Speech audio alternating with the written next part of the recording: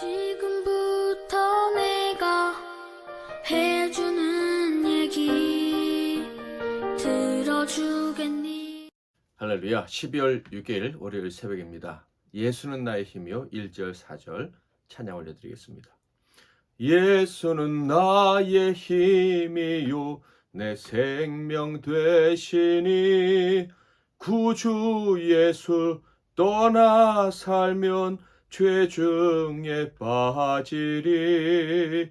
눈물이 앞을 가리고 내 맘에 근심 쌓일 때 위로하고 힘주시리 주 예수.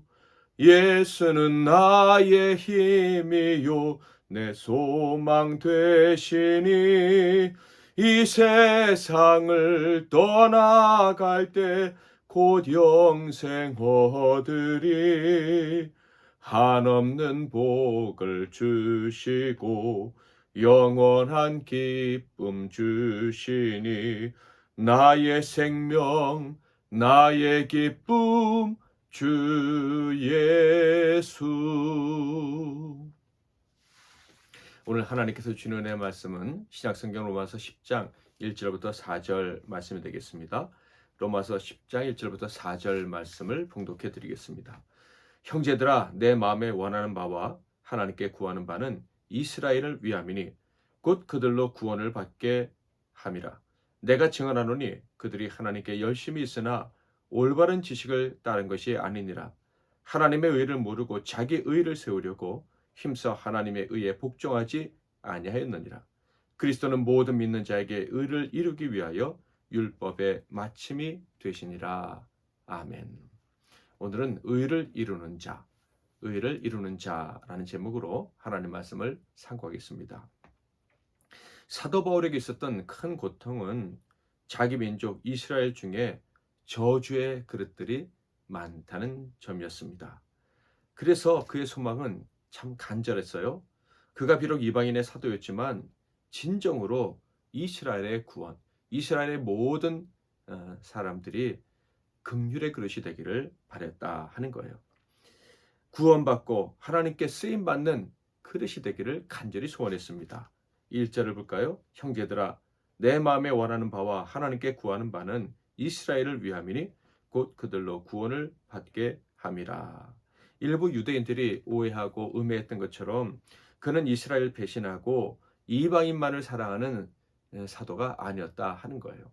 이방인과 유대인 모두가, 이스라엘 사람들 모두가 구원받기를 원했고 하나님께 쓰임받는 귀한 그릇이 되기를 원했다 하는 것이죠. 로마서 9장에서는 이방인도 유대인도 다 하나님이 택하신 그릇, 긍휼의 그릇이 될 수 있다고 주장했었죠. 이것은 이방인들에게는 참 기쁜 소식이었습니다. 그렇지만 바울에게는 이 기쁨의 소식이 아픔의 소식이기도 했습니다.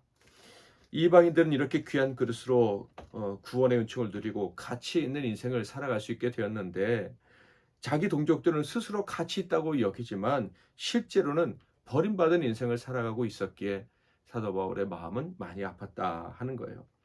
그래서 이어지는 10장에서는 왜 이스라엘 사람들이 저주의 그릇이 되었는지 이야기합니다.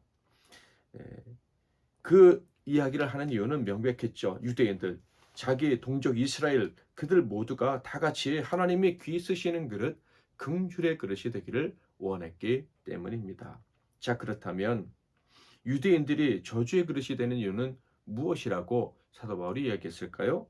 2절, 내가 증언하노니 그들이 하나님께 열심히 있으나 올바른 지식을 따른 것이 아니니라.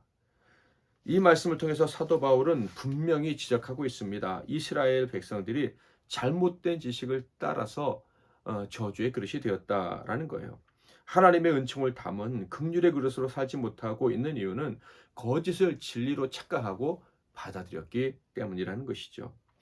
사도 바울이 볼 때 이 이스라엘은요, 열심이 없는 것도 아니었습니다. 그들의 열심은 분명 하나님을 향한 열심이라고 생각을 하기까지 했습니다. 그럼에도 불구하고 그들은 저주의 그릇이 될 수밖에 없었는데 바로 잘못된 지식을 따랐기 때문이에요. 그 잘못된 지식 때문에 소망이 없고 가치 없는 인생을 살아가고 있었습니다. 그것이 사도 바울의 마음을 고통스럽게 만들었던 거예요. 그런데 이렇게 잘못된 지식 때문에 멸망의 길을 가고 있는 것은 이스라엘 역사상 어제 오늘의 일이 아니었습니다. 이스라엘은 너무나도 큰 사랑을 하나님께 계속 받아왔지만 여전히 변함없이 거짓을 좋아해서 마귀를 수없이 반복해 왔습니다. 하나님께서 그들을 택하시고 자비와 긍휼로 또 건져주시고 건져주셨지만 여전히 거짓을 따르는 일을 반복했던 것입니다. 그래서 예, 사도 바울이 사랑하는 그 민족 가운데 저주의 그릇으로 망하는 인생들이 계속해서 나올 수밖에 없었던 것이죠. 이런 상태에 대해서 하나님과 하나님이 보내신 선지자들은요, 역사 이래로 계속해서 탄식을 해왔습니다. 사도 바울의 한탄이 처음이 아니었다는 거예요. 그 많은 한탄들 중 구약시대 호세아 선자의 한탄을 들어보겠습니다. 호세아서 4장 6절 7절 내 백성이 지식이 없으므로 망하는도다. 내가 지식을 버렸으니 나도 너를 버려 내 제사장이 되지 못하게 할 것이요. 내가 내 하나님의 율법을 잊었으니 나도 내 자녀들을 잊어버리리라. 그들은 번성할수록 내게 범죄하니 내가 그들의 영화를 편하여 욕이 되게 하리라. 이스라엘, 그들은 하나님이 택하신 선민이었습니다. 분명히 하나님이 특별히 택하신 백성들이었어요. 그런데 그들이 망했다고 선지자는 이야기합니다. 그 이유가 무엇이라고요? 바로 지식을 버렸기 때문이다 라고 합니다. 지식이 없었던 것이 아니라, 지식을 배우지 못했던 것이 아니라 지식을 버렸다고 이야기를 하고 있습니다. 그러니까 그들 이스라엘의 조상들은 고의로 거짓을 따랐던 것입니다. 심지어 하나님이 복을 주시고 번성케 해주시면 더더욱 거짓을 따르는 기가 막힌 행동을 했다고 이야기를 합니다. 그렇다면 도대체 왜 그들은 참 지식을 버리고 거짓 지식을 따르다가 멸망에 이르게 되었을까요? 왜 그들은 긍휼의 그릇이 되지 못하고 저주의 그릇이 되었을까요? 그 이유를 3절에서 사도 바울은 알려줍니다. 하나님의 의를 모르고 자기 의를 세우려고 힘써 하나님의 의에 복종하지 아니하였느니라. 바로 자기 의를 세우기 원했기 때문이다 라고 이야기합니다.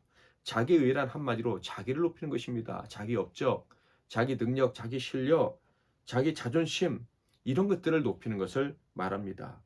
결국 모든 사람들보다, 심지어 하나님보다 자기 자신을 높이는 것이 바로 자기 의를 드러내는 것입니다.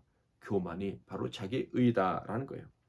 사도 바울은 놀랍게도 택함을 받은, 은총을 받은 선민이라고 주장하면서도 자기 의를 세우려 했다라고 이야기를 합니다. 택함 받고 그래서 귀한 존재가 되었다면 그 귀한 존재가 되게 해주신 하나님을 높여야 되는 것이 정상입니다. 그런데 이스라엘 백성들은 하나님의 택함을 받고 존귀한 자가 되었는데 그 공을 자기에게 돌리고 있는 거예요. 하나님이 택해 주셔서 우리가 존귀하게 되었습니다 라고 하나님께 영광을 돌리는 게 아니라 마치 자기들이 잘해서 존귀하게 된 것처럼 자기를 높이고 자기에게만 영광을 돌렸던 것입니다. 심지어 힘써 자기 의를 주장했다, 이렇게 사도 바울은 이야기를 합니다. 그것은 하나님께서 택해 주시고 의롭게 하시고 그래서 하나님 앞에 살 수 있게 해주신 그 복을 힘써서 부정하는 것과 같은 것이었어요. 그러므로 이들에게 더 이상 주님의 자비와 긍휼은 필요 없는 것이 되고 말았습니다. 거추장스러운 것이 되고 말았다 하는 거예요. 내가 의롭고 나 때문에 복을 받고 나 때문에 높아졌는데 하나님께서 은총을 주셨다고 말할 필요도 없고 하나님의 은총을 요구할 이유도 없었다 하는 것이죠. 누군가가 하나님의 은총을 구해라, 하나님 앞에서 긍휼을 구해라, 죄를 회개해라 하면 그 말은 아주 귀찮은 말이 되고 화나고 분노하게 하는 말이 되는 거예요. 하나님께서 불쌍히 여겨주시고 나의 신분을 회복시켜 합당하게 살림을 주옵소서라고 기도할 이유가 교만한 이스라엘 사람들, 자기 의를 드러낸 사람들에게는 전혀 필요가 없었다 하는 거예요. 우리가 하나님의 은혜를 받고 복을 받게 되었을 때 우리 자신이 교만한지 교만하지 않는지 스스로 모를 때가 있어요. 그런데 주변에서 보면 금방 알죠. 자기가 불쌍한 자라는 것을 깨닫지 못하고 하나님 나를 불쌍히 여겨달라고, 내가 긍휼의 그릇이니 하나님 불쌍히 여겨주셔야지만 살 수 있다고 말하지 않는다면 그는 교만의 자리에 앉아 있는 거예요. 교만한 사람들은요, 하나님께 나를 불쌍히 여겨달라고 하는 기도는 비굴한 것이고 심약하고 의지가 박약한 자가 하는 것이고 심지어 이방인들이나 그렇게 구하는 것이다. 특별한 죄인들이나 이렇게 구하는 것이다 라고 여겨지는 것입니다. 이러한 이스라엘의 태도, 이런 교만한 태도가 사도 바울의 마음을 심히 아프게 만들었던 것입니다. 심히 고통스럽게 만들었던 것입니다. 이방인들은 하나님께 불쌍히 여김을 구하고 긍휼의 그릇이 되어서 가치 있는 존재로 살아가게 되었습니다. 그런데 자기 동족 이스라엘은 더 이상 하나님께 긍휼을 요구하지 않으니 결국 저주의 그릇으로 전락한 것이 너무나도 아팠던 것이죠. 자, 그렇다면 이스라엘을 속이는 거짓 진리는 도대체 무엇이었을까요? 바로 율법주의였습니다. 곧 우리가 복을 받기 위한 조건을 갖추고 있다. 그것은 우리가 율법을 받았고 율법을 지켰기 때문이다. 라는 이 거짓에 속아 넘어갔기 때문이다. 라는 거예요. 온 인류 중에서 우리만 율법을, 즉 모세율법을 가지고 있다. 우리만 율법을 철저히 지키고 있다. 그래서 우리만 의롭다. 그래서 우리만 하나님께 복을 받을 자격이 있다. 이방인들처럼 다른 죄인들처럼 죄를 용서해 달라고 빌 필요도 없다. 우리는 언제나 하나님께 인정받고 있으며 그래서 당당히 살아갈 수 있는 것이다. 라는 착각이 바로 율법주의가 주는 착각이었다라는 것이에요. 이 율법주의가 주는 거짓된 생각, 이 착각을 유대인들이 기쁘게 받아들인 거예요. 그래서 그들은 저주의 그릇이 될 수밖에 없었다 하는 거예요. 율법은요, 절대로 사람을 의롭게 할 수 있는 것이 아닙니다. 왜냐하면 율법이 주어진 이래로 그 어떤 사람도 율법을 완벽하게 지키지 못했기 때문이에요. 법을 만드는 이유를 생각해 보면 금방 알 수 있어요. 한 나라에서 법전을 만드는 이유는 통치를 하기 위함이죠. 법이 없으면 온 백성들이 마음대로 살아가서 나라가 혼란해지기 때문입니다. 그러므로 법이 주어지는 순간 죄와 죄가 아닌 것이 구별되기 시작합니다. 그래서 이 법이 주어진 순간 죄인들이 등장하기 마련이죠. 그런데 사실상 이 법을 완벽히 지키는 사람은 세상에 아무도 없습니다. 저도 여러분도 운전 법규만 생각해도 100% 제대로 지키는 사람은 참 많지 않을 거예요. 근데 세상의 모든 법을 우리가 어떻게 다 지킬 수가 있습니까? 더 나아가 거룩한 하나님의 법, 율법을 어떻게 완전히 지킬 수가 있겠습니까?